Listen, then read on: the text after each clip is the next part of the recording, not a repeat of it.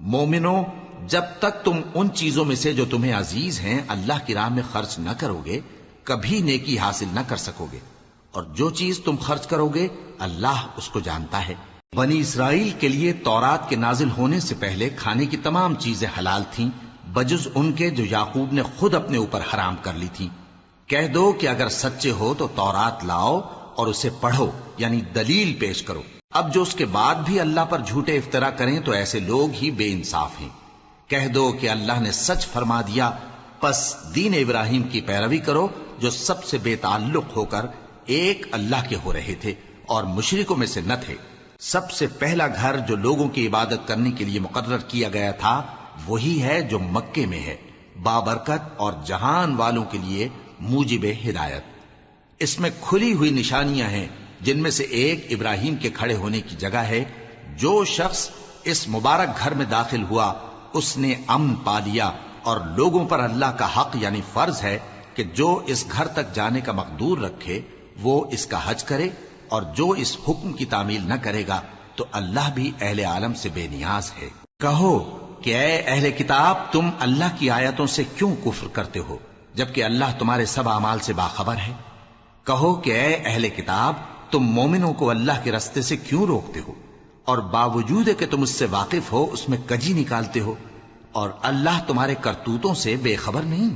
مومنو، اگر تم اہل کتاب کے کسی فریق کا کہا مان لو گے تو وہ تمہیں ایمان لانے کے بعد کافر بنا دیں گے، اور تم کیوں کر کفر کرو گے جبکہ تم کو اللہ کی آیتیں پڑھ پڑھ کر سنائی جاتی ہیں اور تم میں اس کے پیغمبر موجود ہیں۔ اور جس نے اللہ کی رسی کو مضبوط پکڑ لیا وہ سیدھے رستے لگ گیا۔ مومنو، اللہ سے ڈرو جیسا کہ اس سے ڈرنے کا حق ہے، اور مرنا تو مسلمان ہی مرنا، اور سب مل کر اللہ کی ہدایت کی رسی کو مضبوط پکڑے رہنا اور فرقے فرقے نہ ہو جانا، اور اپنے اوپر اللہ کی اس مہربانی کو یاد رکھنا جب تم ایک دوسرے کے دشمن تھے تو اس نے تمہارے دلوں میں الفت ڈال دی اور تم اس کی مہربانی سے بھائی بھائی ہو گئے، اور تم آگ کے گڑھے کے کنارے تک پہنچ چکے تھے تو اس نے تم کو اس سے بچا لیا۔ اس طرح اللہ تم کو اپنی آیتیں کھول کھول کر سناتا ہے تاکہ تم راہ راست پر رہو۔ اور تم میں ایک جماعت ایسی ہونی چاہیے جو لوگوں کو نیکی کی طرف بلائے اور اچھے کام کرنے کا حکم دے اور برے کاموں سے منع کرے۔ یہی لوگ ہیں جو کامیاب ہیں، اور ان لوگوں کی طرح نہ ہونا جو متفرق ہو گئے اور صاف احکام آنے کے بعد ایک دوسرے سے اختلاف کرنے لگے۔ یہ وہ لوگ ہیں جن کو قیامت کے دن بڑا عذاب ہوگا، جس دن بہت سے منہ سفید ہوں گے اور بہت سے سیاہ۔ تو جن لوگوں کے منہ سیاہ ہوں گے ان سے اللہ فرمائے گا، کیا تم ایمان لا کر کافر ہو گئے تھے؟ سو اب اس کفر کے بدلے عذاب کے مزے چکھو۔ اور جن لوگوں کے منہ سفید ہوں گے وہ اللہ کی رحمت کے باغوں میں ہوں گے اور ان میں ہمیشہ رہیں گے۔ یہ اللہ کی آیتیں ہیں جو ہم تم کو ٹھیک ٹھیک پڑھ کر سناتے ہیں، اور اللہ اہل عالم پر ظلم نہیں کرنا چاہتا، اور جو کچھ آسمانوں میں اور جو کچھ زمین میں ہے سب اللہ ہی کا ہے، اور سب کاموں کا انجام اللہ ہی کی طرف ہے۔ مومنو، تم بہترین امت ہو جسے لوگوں کی ہدایت کے لیے میدان میں لایا گیا ہے کہ تم نیک کام کرنے کو کہتے ہو اور برے کاموں سے منع کرتے ہو اور اللہ پر ایمان رکھتے ہو۔ اور اگر اہل کتاب بھی ایمان لے آتے تو ان کے لیے بہت اچھا ہوتا، ان میں ایمان لانے والے بھی ہیں لیکن تھوڑے اور اکثر نافرمان ہیں۔ یہ تمہیں خفیف سی تکلیف کے سوا کچھ نقصان نہیں پہنچا سکیں گے، اور اگر تم سے لڑیں گے تو پیٹ پھیر کر بھاگ جائیں گے، پھر ان کو مدد بھی کہیں سے نہیں ملے گی۔ یہ جہاں نظر آئیں گے تم دیکھو گے کہ ذلت ان سے چمٹ رہی ہے، بجز اس کے کہ یہ اللہ کی پناہ میں یا مسلمان لوگوں کی پناہ میں آ جائیں۔ اور یہ لوگ اللہ کے غضب میں گرفتار ہیں اور ناداری ان سے لپٹ رہی ہے۔ یہ اس لیے کہ اللہ کی آیتوں سے انکار کرتے تھے اور اس کے پیغمبروں کو ناحق قتل کر دیتے تھے۔ یہ اس لیے کہ یہ نافرمانی کیے جاتے اور حد سے بڑھے جاتے تھے۔ یہ بھی سب ایک جیسے نہیں ہیں۔ ان اہل کتاب میں کچھ اچھے لوگ بھی ہیں جو رات کے اوقات میں اللہ کی آیتیں پڑھتے اور اس کے آگے سجدے کرتے ہیں۔ وہ اللہ پر اور روز آخر پر ایمان رکھتے اور اچھے کام کرنے کو کہتے اور بری باتوں سے منع کرتے اور نیکیوں پر لپکتے ہیں، اور یہی لوگ نیکوکار ہیں۔ اور یہ جس طرح کی نیکی کریں گے اس کی ناقدری نہیں کی جائے گی، اور اللہ پرہیزگاروں کو خوب جانتا ہے۔ جو لوگ کافر ہیں ان کے مال اور اولاد اللہ کے مقابلے میں ان کے ہرگز کام نہ آئیں گے، اور یہ لوگ اہل دوزخ ہیں کہ ہمیشہ اسی میں رہیں گے۔ یہ لوگ جو مال دنیا کی زندگی میں خرچ کرتے ہیں اس کی مثال آندھی کسی ہے جس میں سخت سردی ہو اور وہ ایسے لوگوں کی کھیتی پر جو اپنے آپ پر ظلم کرتے تھے چلے اور اسے تباہ کر دے۔ اور اللہ نے ان پر کچھ ظلم نہیں کیا بلکہ یہ خود اپنے اوپر ظلم کر رہے ہیں۔ مومنوں، کسی غیر مذہب کے آدمی کو اپنا رازدار نہ بنانا۔ یہ لوگ تمہاری خرابی میں کسی طرح کی کوتاہی نہیں کرتے اور چاہتے ہیں کہ جس طرح ہو تمہیں تکلیف پہنچے۔ ان کی زبانوں سے تو دشمنی ظاہر ہو ہی چکی ہے اور جو کینے ان کے سینوں میں مخفی ہیں وہ کہیں زیادہ ہیں۔ اگر تم عقل رکھتے ہو تو ہم نے تم کو اپنی آیتیں کھول کھول کر سنا دی ہیں۔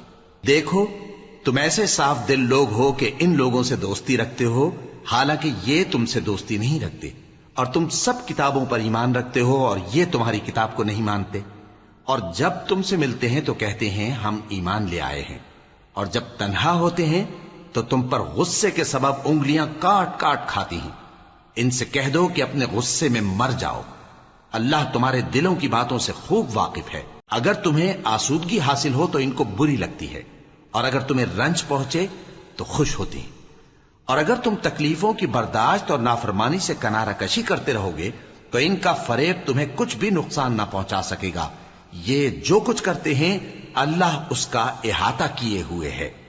اور اس وقت کو یاد کرو جب تم صبح کو اپنے گھر سے روانہ ہو کر ایمان والوں کو لڑائی کے لیے مورچوں پر موقع بموقع متعین کرنے لگے، اور اللہ سب کچھ سنتا ہے، جانتا ہے۔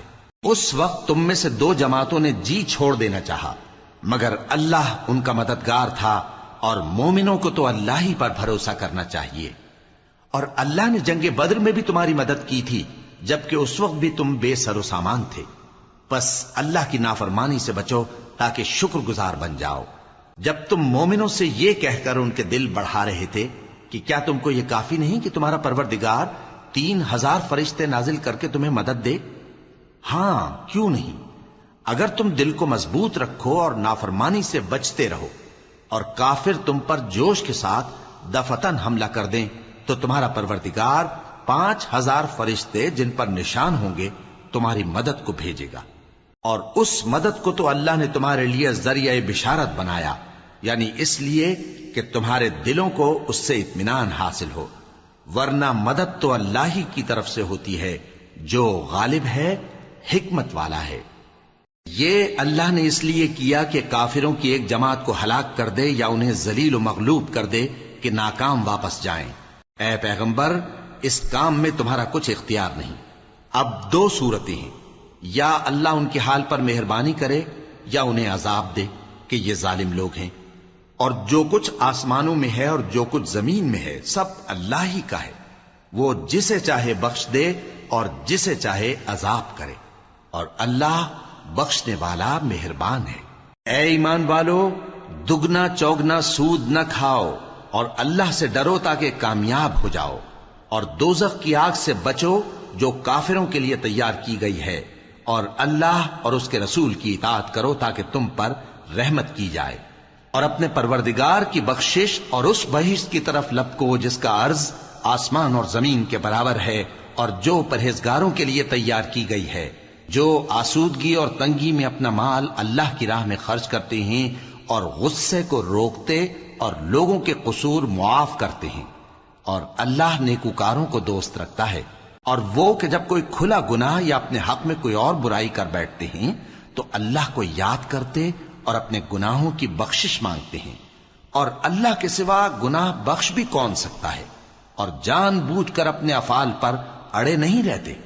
ایسے ہی لوگوں کا صلہ ان کے پروردگار کی طرف سے بخشش اور باغ ہیں جن کے نیچے نہریں بہ رہی ہیں، اور وہ ان میں ہمیشہ بستے رہیں گے، اور اچھے کام کرنے والوں کا بدلہ بہت اچھا ہے۔ تم لوگوں سے پہلے بھی بہت سے واقعات گزر چکے ہیں، تو تم زمین میں سیر کر کے دیکھ لو کہ جھٹلانے والوں کا کیسا انجام ہوا۔ یہ قرآن لوگوں کے لیے صاف پیغام اور اہل تقوی کے لیے ہدایت اور نصیحت ہے، اور بددل نہ ہونا اور نہ غم کرنا۔ اگر تم سچے مومن ہو تو تم ہی غالب رہو گے۔ اگر تمہیں زخم شکست لگا ہے تو ان لوگوں کو بھی ایسا زخم لگ چکا ہے، اور یہ ایام زمانہ ہے کہ ہم ان کو لوگوں میں بدلتے رہتے ہیں، اور اس سے یہ بھی مقصود تھا کہ کہ اللہ ایمان والوں کو جدا کر دے اور تم میں سے بعض کو شہید بنائے، اور اللہ بے انصافوں کو پسند نہیں کرتا۔ اور یہ بھی مقصود تھا کہ اللہ ایمان والوں کو پاک صاف بنا دے اور کافروں کو نابود کر دے۔ کیا تم یہ سمجھتے ہو کہ بے آزمائش بہشت میں جا داخل ہوگے؟ حالانکہ ابھی اللہ نے تم میں سے جہاد کرنے والوں کو تو اچھی طرح معلوم کیا ہی نہیں، اور یہ بھی مقصود ہے کہ وہ ثابت قدم رہنے والوں کو معلوم کرے، اور تم موت شہادت کے آنے سے پہلے اس کی تمنا کیا کرتے تھے، سو تم نے اس کو آنکھوں سے دیکھ لیا۔ اور محمد صلی اللہ علیہ وآلہ وسلم ایک پیغمبر ہی تو ہیں، ان سے پہلے بھی بہت سے پیغمبر ہو گزرے ہیں۔ بھلا اگر یہ مر جائیں یا مارے جائیں تو تم الٹے پاؤں پھر جاؤ گے؟ اور جو الٹے پاؤں پھر جائے گا تو اللہ کا کچھ نقصان نہیں کر سکے گا، اور اللہ شکر گزاروں کو بڑا ثواب دے گا۔ اور کسی شخص میں طاقت نہیں کہ اللہ کے حکم کے بغیر مر جائے، اس نے موت کا وقت مقرر کر کے لکھ رکھا ہے، اور جو شخص دنیا میں اپنے اعمال کا بدلہ چاہے اس کو ہم یہیں بدلہ دے دیں گے، اور جو آخرت میں طالب ثواب ہو اس کو وہاں اجر عطا کریں گے، اور ہم شکر گزاروں کو عنقریب بہت اچھا صلہ دیں گے۔ اور بہت سے نبی ہوئے ہیں جن کے ساتھ ہو کر اکثر اہل اللہ دشمنوں سے لڑے ہیں، تو جو مصیبتیں ان پر اللہ کی راہ میں واقع ہوئیں ان کے سبب انہوں نے نہ تو ہمت ہاری اور نہ بزدلی کی، نہ کافروں سے دبے، اور اللہ استقلال رکھنے والوں کو دوست رکھتا ہے۔ اور اس حالت میں ان کے منہ سے کوئی بات نکلتی تو یہی کہ اے پروردگار، ہمارے گناہ اور زیادتیاں جو ہم اپنے کاموں میں کرتے رہے ہیں معاف فرما، اور ہم کو ثابت قدم رکھ، اور کافروں پر فتح عنایت کر۔ تو اللہ نے ان کو دنیا میں بھی بدلہ دیا اور آخرت میں بھی بہت اچھا بدلہ دے گا، اور اللہ نیکوکاروں کو دوست رکھتا ہے۔ مومنو، اگر تم کافروں کا کہا مان لوگے تو وہ تم کو الٹے پاؤں پھیر کر مرتد کر دیں گے، پھر تم بڑے خسارے میں پڑ جاؤ گے۔ یہ تمہارے مددگار نہیں ہیں بلکہ اللہ تمہارا مددگار ہے، اور وہ سب سے بہتر مددگار ہے۔ ہم عنقریب کافروں کے دلوں میں رعب بٹھا دیں گے، کیونکہ یہ اللہ کے ساتھ شرک کرتے ہیں جس کی اس نے کوئی بھی دلیل نازل نہیں کی، اور ان کا ٹھکانہ دوزخ ہے، وہ ظالموں کا بہت برا ٹھکانہ ہے۔ اور اللہ نے تم سے اپنا وعدہ سچا کر دیا، یعنی اس وقت جب کہ تم کافروں کو اس کے حکم سے قتل کر رہے تھے، یہاں تک کہ جو تم چاہتے تھے اللہ نے تم کو دکھا دیا۔ اس کے بعد تم نے ہمت ہار دی اور پیغمبر کے حکم کی تعمیل میں جھگڑا کرنے لگے، اور تم نے اس کی نافرمانی کی۔ بعض تو تم میں سے دنیا کے طلبگار تھے اور بعض آخرت کے طالب۔ اس وقت اللہ نے تم کو ان کے سامنے سے ہٹا دیا تاکہ تمہاری آزمائش کرے، اور اس نے تمہارا قصور معاف کر دیا، اور اللہ مومنوں پر بڑا فضل کرنے والا ہے۔ وہ وقت بھی یاد کرنے کے لائق ہے جب تم لوگ دور بھاگے جاتے تھے اور کسی کو پیچھے پھر کر نہیں دیکھتے تھے، اور رسول اللہ صلی اللہ علیہ وآلہ وسلم تم کو تمہارے پیچھے کھڑے بلا رہے تھے، تو اللہ نے تم کو غم پر غم پہنچایا تاکہ جو چیز تمہارے ہاتھ سے جاتی رہی یا جو مصیبت تم پر واقع ہوئی ہے اس سے تم غمگین نہ ہو، اور اللہ تمہارے سب اعمال سے خبردار ہے۔ پھر اللہ نے اس پریشانی کے بعد تم پر تسلی نازل فرمائی، یعنی نیند، کہ تم میں سے ایک جماعت پر طاری ہو گئی، اور کچھ لوگ جن کو جان کے لالے پڑ رہے تھے اللہ کے بارے میں ناحق ایام کفر کے سے گمان کرتے تھے، اور کہتے تھے بھلا ہمارے اختیار کی کچھ بات ہے؟ تم کہہ دو کہ بے شک سب باتیں اللہ ہی کے اختیار میں ہیں۔ یہ لوگ بہت سی باتیں دلوں میں مخفی رکھتے ہیں جو تم پر ظاہر نہیں کرتے تھے۔ کہتے تھے کہ ہمارے بس کی بات ہوتی تو ہم یہاں قتل ہی نہ کیے جاتے۔ کہہ دو کہ اگر تم اپنے گھروں میں بھی ہوتے تو جن کی تقدیر میں مارا جانا لکھا تھا وہ اپنی اپنی قتل گاہوں کی طرف ضرور نکل آتے۔ اس سے غرض یہ تھی کہ اللہ تمہارے سینوں کی باتوں کو آزمائے اور جو کچھ تمہارے دلوں میں ہے اس کو صاف کر دے، اور اللہ دلوں کی باتوں سے خوب واقف ہے۔ جو لوگ تم میں سے احد کے دن جبکہ مومنوں اور کافروں کی دو جماعتیں ایک دوسرے سے گتھ گئیں جنگ سے بھاگ گئے تو ان کے بعض افعال کے سبب شیطان نے ان کو پھسلا دیا تھا، اور یقیناً اللہ نے ان کا قصور معاف کر دیا۔ بے شک اللہ بخشنے والا ہے، بردبار ہے۔ مومنوں، ان لوگوں جیسے نہ ہونا جو کفر کرتے ہیں، اور ان کے مسلمان بھائی جب اللہ کی راہ میں سفر کریں اور مر جائیں یا جہاد کو نکلے اور مارے جائیں تو ان کی نسبت کہتے ہیں کہ اگر وہ ہمارے پاس رہتے تو نہ مرتے اور نہ مارے جاتے، یہ اس لیے کہ اللہ ان لوگوں کے دلوں میں افسوس پیدا کر دے، اور زندگی اور موت تو اللہ ہی دیتا ہے، اور اللہ تمہارے سب کاموں کو دیکھ رہا ہے۔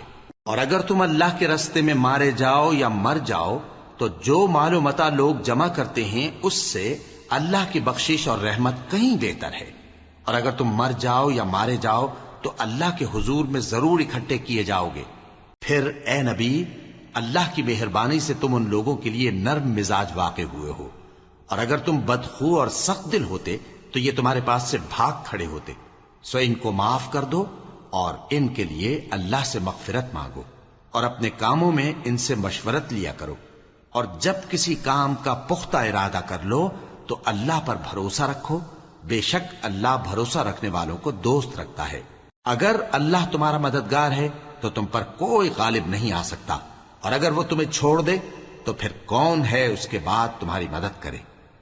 اور مومنوں کو تو چاہیے کہ اللہ ہی پر بھروسہ رکھیں، اور کبھی نہیں ہو سکتا کہ کوئی پیغمبر خیانت کرے، اور خیانت کرنے والوں کو قیامت کے دن خیانت کی ہوئی چیز اللہ کے روبرو لا حاضر کرنی ہوگی، پھر ہر شخص کو اس کے اعمال کا پورا پورا بدلہ دیا جائے گا، اور ان کے ساتھ بے انصافی نہیں کی جائے گی۔ بھلا جو شخص اللہ کی خوشنودی کا تابع ہو وہ اس شخص کی طرح ہو سکتا ہے جو اللہ کی ناخوشی میں گرفتار ہو، اور جس کا ٹھکانہ دوزخ ہے اور وہ برا ٹھکانہ ہے۔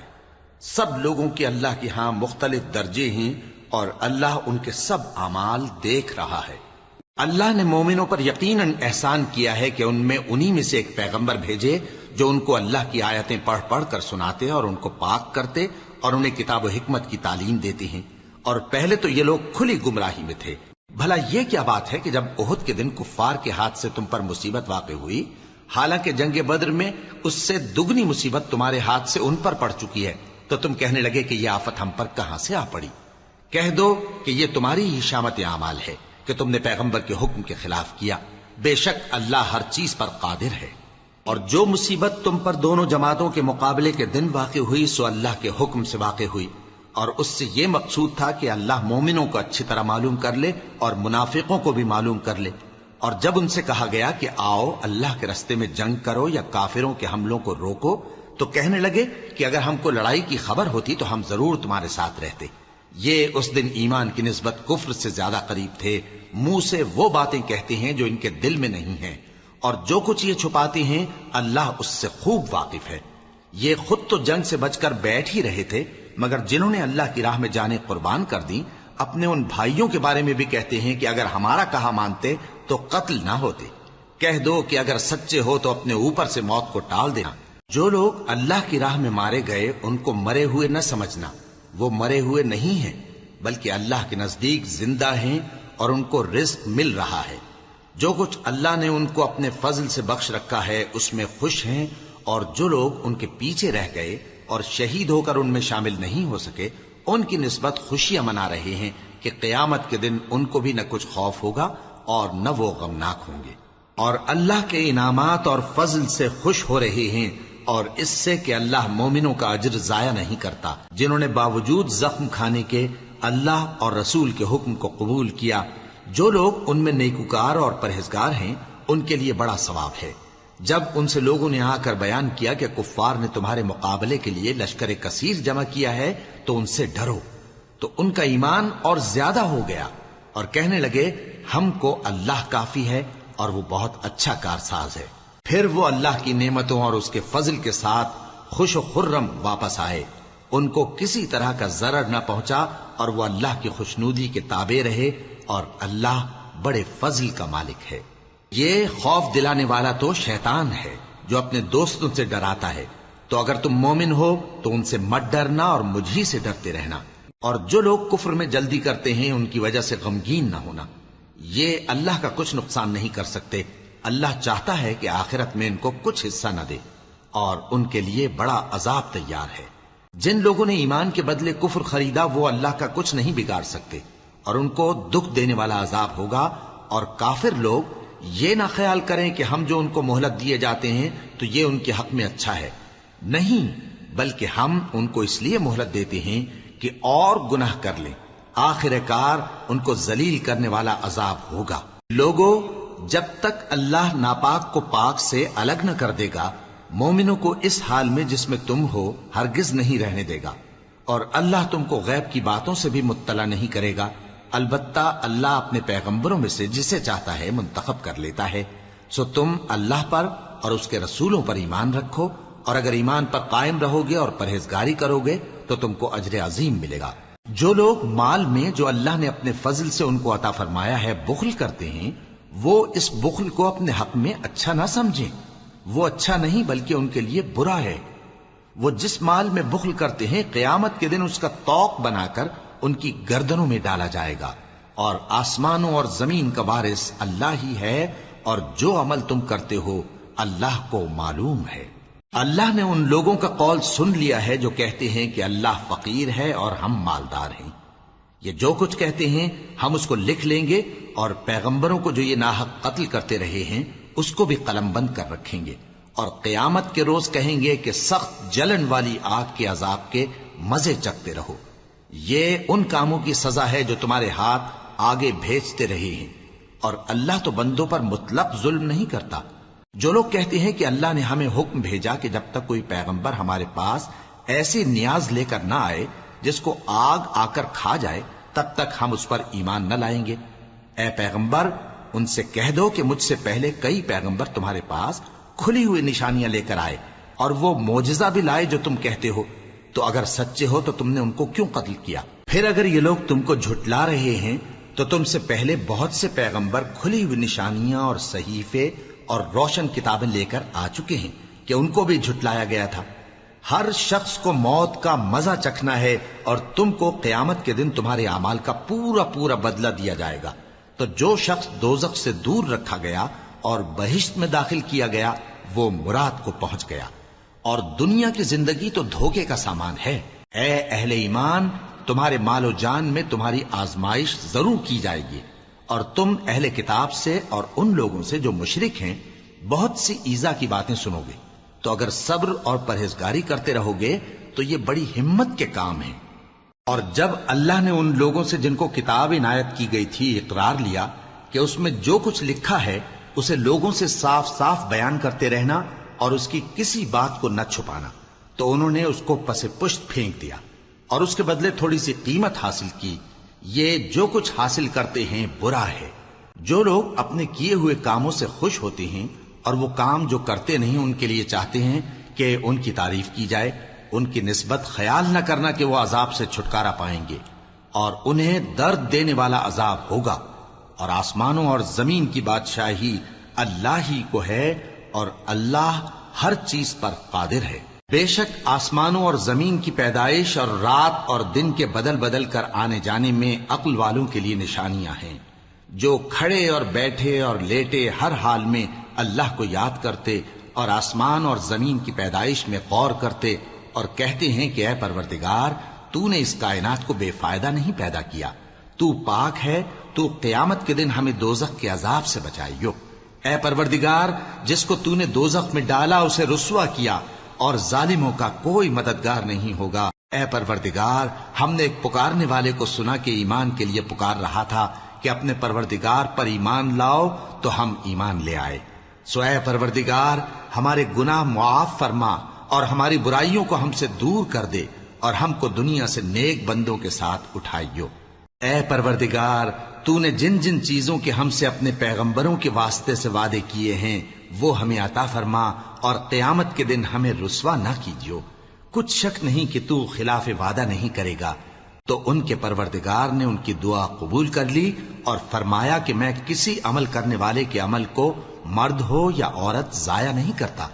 تم ایک دوسرے کے ہم جنس ہو، تو جو لوگ میرے لیے وطن چھوڑ گئے اور اپنے گھروں سے نکالے گئے اور ستائے گئے اور لڑے اور قتل کیے گئے، میں ان کے گناہ دور کر دوں گا اور ان کو بہشتوں میں داخل کروں گا جن کے نیچے نہریں بہ رہی ہیں۔ یہ اللہ کے ہاں سے بدلہ ہے، اور اللہ کے ہاں اچھا بدلہ ہے۔ اے پیغمبر، کافروں کا شہروں میں ٹھاٹھ سے گھومنا تمہیں دھوکہ نہ دے۔ یہ دنیا کا تھوڑا سا فائدہ ہے، پھر آخرت میں تو ان کا ٹھکانہ دوزخ ہے، اور وہ بری جگہ ہے۔ لیکن جو لوگ اپنے پروردگار سے ڈرتے رہے ان کے لیے باغ ہیں جن کے نیچے نہریں بہ رہی ہیں اور وہ ان میں ہمیشہ رہیں گے.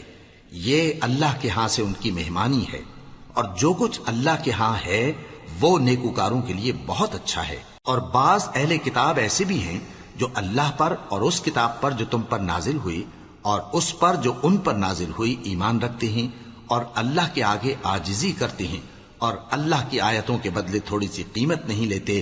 یہی لوگ ہیں جن کا صلہ ان کے پروردگار کے ہاں تیار ہے، اور اللہ جلد حساب لینے والا ہے. اے اہل ایمان، کفار کے مقابلے میں ثابت قدم رہو اور استقامت رکھو اور مورچوں پر جمے رہو اور اللہ سے ڈرو تاکہ مراد حاصل کرو. شروع اللہ کا نام لے کر جو بڑا مہربان نہایت رحم والا ہے. لوگوں، اپنے پروردگار سے ڈرو جس نے تم کو ایک شخص سے پیدا کیا، یعنی اول اس سے اس کا جوڑا بنایا، پھر ان دونوں سے کثرت سے مرد و عورت پیدا کر کے روئے زمین پر پھیلا دیے. اور اللہ سے ڈرو جس کے واسطے سے تم ایک دوسرے سے حقوق کا مطالبہ کرتے ہو، اور قطع رحمی سے بچو. کچھ شک نہیں کہ اللہ تمہیں دیکھ رہا ہے. اور یتیموں کا مال جو تمہاری تحویل میں ہو ان کے حوالے کر دو، اور ان کے پاکیزہ اور عمدہ مال کو اپنے ناقص اور برے مال سے نہ بدلو، اور نہ ان کا مال اپنے مال میں ملا کر کھاؤ کہ یہ بڑا سخت گناہ ہے.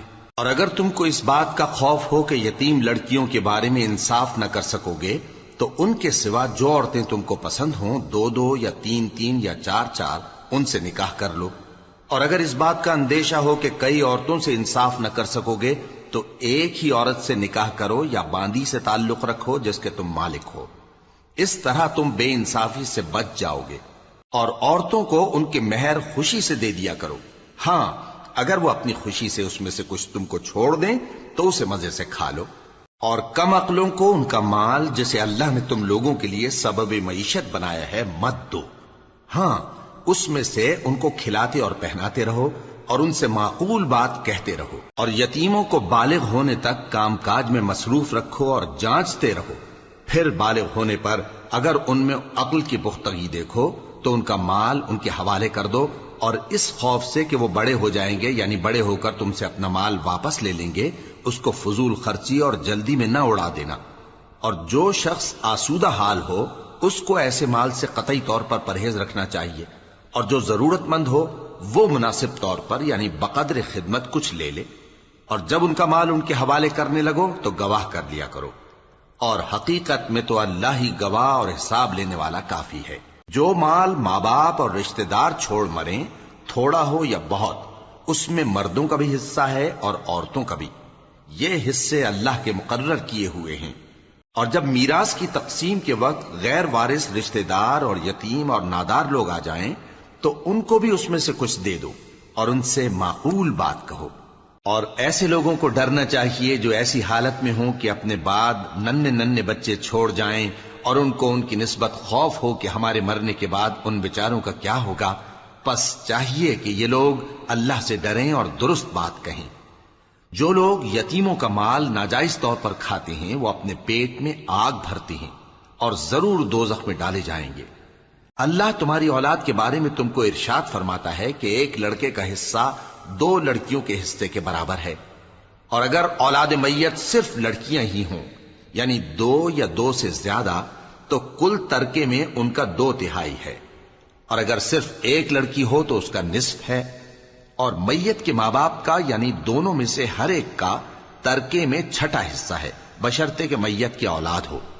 اور اگر اولاد نہ ہو اور صرف ماں باپ ہی اس کے وارث ہوں تو 1/3 ماں کا حصہ ہے. اور اگر میت کے بھائی بھی ہوں تو ماں کا 6واں حصہ ہوگا.